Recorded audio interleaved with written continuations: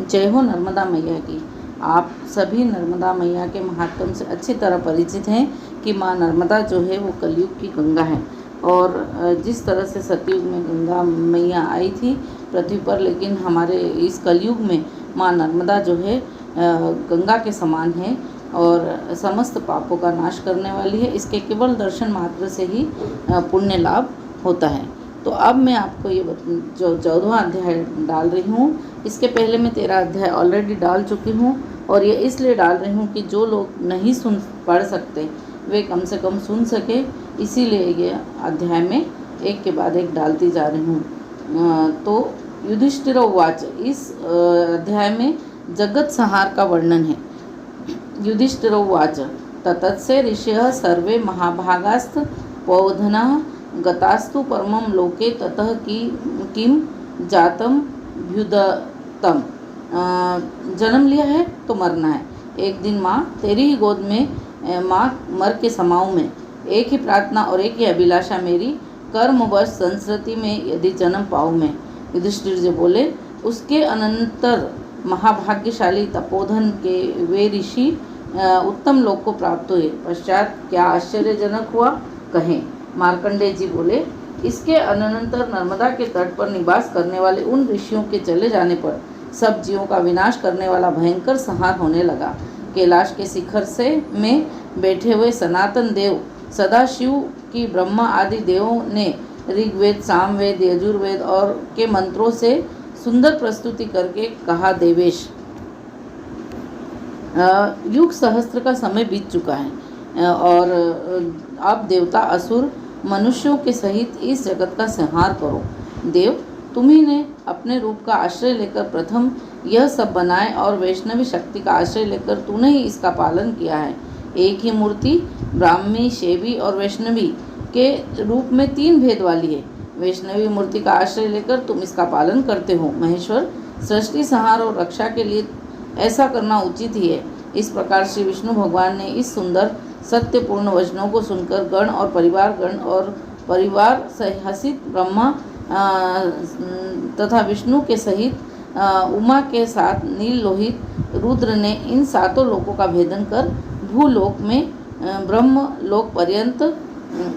भूलोक से ब्रह्मलोक पर्यंत और उससे भी पर ब्रह्मांड के भेद कर उन्हीं के साथ भगवान ने जन्म मृत्यु से रहित शिव पद में प्रवेश किया। वहाँ वायु, प्रकाश और अग्नि और भूतल नहीं था। जहाँ उमा के साथ श्री शंकर जी स्थित हैं, वहाँ सूर्य, ग्रह, नक्षत्र, दिशाएं, क्या वहाँ लोकपाल भी नहीं थे। राजन, सुख और दुख भी वहाँ पर नहीं था। कवि, जिसे ब्रह्म पद के रूप में कहते हैं और जिसे विद्वान शिव पद कहते हैं, दूसरे उसी क्षेत्रज्ञ जीव और ईश भी कहते हैं, जिसे कोई सर्वस्वरूप ईशान और अजन्मा तथा सर्व प्राचीन कहते हैं। एक रूप और अनेक रूपों वाला भी इसे कहते हैं। उसे रूप सहित आद्य और सबसे परे अविनाशी, अविकारी और अविनाशी भी कहते हैं। विद्वान वर्ण से रहित अथ स्वरूप नाम गोत्र से रहित, जिसे तुरीय चतुर्थ पदस्थान कहते हैं। ध्यान, अर्थ, विज्ञान स्वरूप परम सूक्ष्म, सब में स्थित, सबसे श्रेष्ठ, सबका स्वामी कहते हैं। फिर वे सभी शंकर भगवान को पाकर उनमें मिलकर एक हो जाते हैं। फिर वे ही सृष्टि काल में पृथक पृथक तपों से संपूर्ण जगत का पालन करते हैं। रुद्र बाद में वही उसका सबका संहार करते हैं। विष्णु रूप में लोकों का पालन करते हैं तथा ब्रह्मा के रूप में सृष्टि करते हैं। महेश्वर काल रूप होकर प्रकृति से संयुक्त होते हैं। विश्व रूप वाली महामाया उनके पास में स्थित है, जिसे श्रेष्ठ बुद्धिमान तत्व के जानकर पदार्थों की प्रकृति कहते हैं। पुरुष और प्रकृति के रूप में कारण स्वरूप वह परमेश्वर ही है। उससे ही वह जलचर समस्त जगत संपूर्ण रूप में उत्पन्न हुआ। प्रलय काल उपस्थित होने पर यह सब उसी में लीन होता है। भग और लिंग में से चिन्हित संपूर्ण जगत भगवान से व्याप्त है। भग रूपी भगवान विष्णु हैं और लिंग रूपी भगवान शंकर हैं। संपूर्ण लोकों में वह प्रकाश ज्ञान है। भूव, स्व आदि लोकों में वही गाया जाता है। सारे जीवों में वही प्रविष्ट हैं, उससे वही भग रूप में स्मरण करते हैं। सर्वदेव रूप व महान देव सब में प्रवेश करने वाला प्राप्त होने से भी उसका नाम भग है। ब्रह्मा से स्तंभ पर्यंत वह संपूर्ण जगत जिसमें लीन होता है अर्थात एक भाव को प्राप्त होता है, उससे विद्वान उसे लिंग कहते हैं। तब महादेव श्री शंकर ने समीप में स्थित देवी से कहा, हे सुंदरी, अब सारे जगत का संहार करो, विलंब मत करो।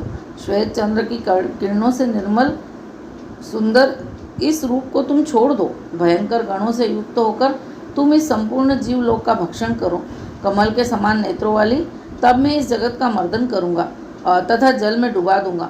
संपूर्ण जगत की एक समुद्रमय बनाकर फिर तुम्हारे साथ सुखपूर्वक सोऊंगा। देवी जी ने कहा, परम तेजस्विनी देव, मैं माता होकर इस जगत का संहार नहीं करूँगी। अत्यंत व्याकुल और चेष्टा रहित इस संसार को मैं नहीं खाऊंगी। स्त्री स्वभाव से मेरा हृदय दयाशील है। जगतपते, इस जगत को मैं कैसे जलाऊंगी? अतः शंकर, तुम स्वयं ही इसका संहार करो। इस प्रकार कहे जाने पर शंकर ने क्रोधित होकर ओंकार से उस देवी को धमकाया, भय दिया। इसके अनंतर क्रोध से पूर्ण नेत्रों से दिखाते हुए ओम हुम फट सह ऐसा कहा। भरत वंशोत्पन्न राजन, शंकर के द्वारा हुंकार से घुड़काई जाने पर विशाल नेत्रों तथा मोटी जंघा वाली वह देवी तत्क्षण ही रात्रि के समान रौद्र भयंकर हुई। हुम उच्चारती हुई तुमुल शब्दों में दशों दिशाओं में प्रतिध्वनि करती हुई बड़ी भयंकर तथा तीव्र बिजली की भांति बढ़ने लगी। उस समय वह बिजली के गिरने के समान दुख से दर्शनीय विद्युत समूह की भांति चंचल अपनी ज्वालाओं से पूर्ण भयंकर बिजली की अग्नि के समान नेत्रों वाली थी। बिखरे केशों वाली, बड़े नेत्रों तथा दुर्बल ग्रीवा वाली, पतले उदर वाली, व्याघ्र चर्म रूपी वस्त्र तथा सर्प रूपी यज्ञोपवीत धारण करने वाली, अग्नि की चिंगारी के समान बिच्छुओं से सर्पों से शोभित हो गई। उसने अपने विस्तार और ऊंचाई से तीनों लोकों को पूर्ण कर दिया। वह प्रकाशित वाम अंगों वाली काले सांप को एक कान का कुंडल बनाए हुए विचित्र दंड हाथ में लिए व्याघ्र चर्म पहने हुए थी। जगत का संहार करने वाली महाभयंकर रूप धारण किए हुए कुठार फुफकार छोड़ती हुई अपने होठों को चाटती हुई बढ़ने लगी। अपना मुख फैलाए हुए घुर्र घुर्र शब्द वाली जगत में शोभ पैदा करने वाली हुई। इसके पीछे भूत खेल रहे थे। लंबी सांस छोड़ती हुई बड़ी कठोर और भयंकर थी। वह अट्टहास कर रही थी। अग्निकुंड के समान बड़े नेत्रों वाली, विकृति नाशिका वाली किलकिल नामक विनाशक शब्द करती हुई संपूर्ण संहार को जला दिया। वहाँ जलते ही देवगण पृथ्वी में गिरने लगे। यक्ष, गंधर्व, किन्नर, बड़े बड़े सांप भी गिरे। हा हा हे शब्द करने वाले भूतों के झुंड झंझावत मुख से बुलबुले गिराते हुए ताराओं और बिजली के टूटने के साथ साथ रोने के व दुख से स्वरों वाले वे गिर रहे थे। तब उछल रहे, गिर रहे, जल रहे भूतों से संपूर्ण पृथ्वी चराचर सहित सारी त्रिलोकी पूर्ण हो गई। चटचटा शब्दों से घिर रही पहाड़ियों की चोटियों से वहाँ उस भयंकर उत्सव में वह माता रुद्र के आनंद को बढ़ाने वाली हुई। भूतों की हिंसा करती हुई, जीवों का भक्षण करने वाली, नरों को चबाती हुई, विविध गणों को लेकर शारिणी का शब्द करने वाली, जगत के संहार कर्म में लगी हुई, गिर रहे रक्त की धारा के समक्ष देख रही रक्त से सने शरीर वाली वह चंड के रूप में उपस्थित हुई। भृगु आदि महर्षि जो महरलोक पहुँच चुके थे, वे भी तथा ब्राह्मण, क्षत्रिय, वैश्य आदि सैकड़ों बार नष्ट होते रहे। यक्ष, सर्प, राक्षसों के साथ देवता, असुर भी डर कर कुछ पाताल में प्रविष्ट होने लगे, दूसरे गुहा आदि में छिप रहे थे। उस प्रलय काल में महादेव के द्वारा नियुक्त वह देवी संपूर्ण दिशाओं को व्याप्त कर मृत्यु के समान स्थित थी। अकेले रहकर भी वह 9 रूप, 10 रूप, 100 रूप, 64 रूप वाली, अट्टहास करती हुई हजारों रूप वाली, क्या करोड़ों रूप वाली, विविध रूपों, आयुधों, आकार वाली, अनेक बाजों के साथ भ्रमण कर रही थी। शिव की आज्ञा से देवी शिवा ऐसे भयंकर रूप वाली हुई। राजन, संपूर्ण दिशाओं में आकाश में भयंकर हथियारों को धारण किए हुए नष्ट हो रहे उन प्राणियों को रोकते हुए शूल पट्टी हाथों में लिए शिव के गण उस देवी के साथ विचर रहे थे। उस समय विनायक गणों के साथ कुछ मात्र गण जो जगत का संहार करने वाले और बड़े भयंकर थे वे बढ़ने लगे।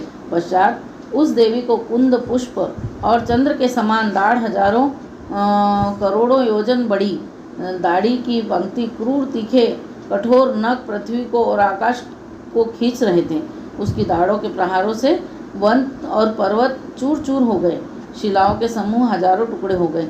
राजश्रेष्ठ हिमालय, हेमकूट, निषद, गंधमादन, माल्यवान, नील और महापर्वत, श्वेत, मेरु, मध्य, इलापीठ, समुद्र सहित लोकालोक के साथ सप्तद्वीप वे सभी कंपित हो गए। दाढ़ रूपी वज्रों के स्पर्श से बड़े बड़े वृक्ष गिर गए। चारों ओर भयंकर उत्पातों से दिशाएं व्याप्त हो गई। ताराओं, ग्रहों का समुदाय, संपूर्ण देवगण, महामात्रगण और हजारों शिवाओं से घिरी हुई वह देवी उस प्रलय बेला में सारे जगत में विचर रही थी। चारों ओर विचर रहे, घूम रहे, विलाप कर रहे, उपद्रव कर रहे, जला रहे रुद्र के गणों से दशों दिशाएं पूर्ण हो गई।